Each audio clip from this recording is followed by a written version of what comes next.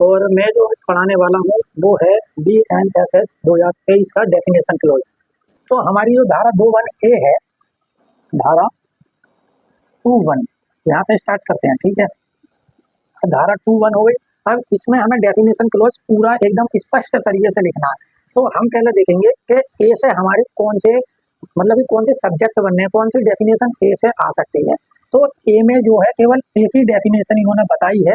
तो ए में आएगी ऑडियो, वीडियो और इलेक्ट्रॉनिक्स, जो नई अभी जोड़ी गई है। तो ए में क्या आएगी? ए में आएगी ऑडियो, वीडियो और इलेक्ट्रॉनिक्स।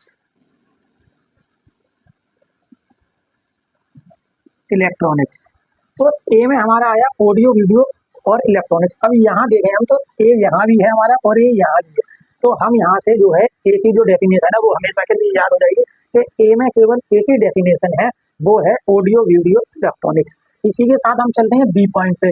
तो बी में जो है हमारे 4 प्रकार की डेफिनेशन बी में हमें बताई गई है। तो बी में जो 4 प्रकार की डेफिनेशन बताई गई है, मतलब कि जो बी से शुरू होती है, मैं इनकी बात कर रहा हूँ जो बी से शुरू होती है, ना कि ए टू जेड वाले की, ठीक है। ए टू जेड वाले तो हम इसमें लाइन में लिखते हो जाएंगे कैसे कौन सी डेफिनेशन यहाँ सटीक बैठेगी और कौन सी वर्णमाला पे आगे रुकेगी, ठीक है। तो बी से हमारे 4 शब्द दिए गए हैं। तो बी से 4 शब्द कौन से दिए गए हैं संहिता में हमारी? तो पहला दिया गया है हमें बेल, यानी कि जमानत, ठीक है। अब दूसरा हम देखें तो उसमें दिया गया है बेलेबल ऑफेंस,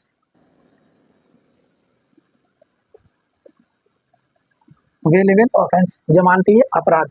फिर इसी में तीसरा जो शब्द है वो दिया गया है बेल बॉन्ड। तीसरा शब्द है हमारा बेल बॉन्ड। अब यहीं पर अगर हम देखें तो हमारा जो चौथा शब्द है वो है सिर्फ बॉन्ड।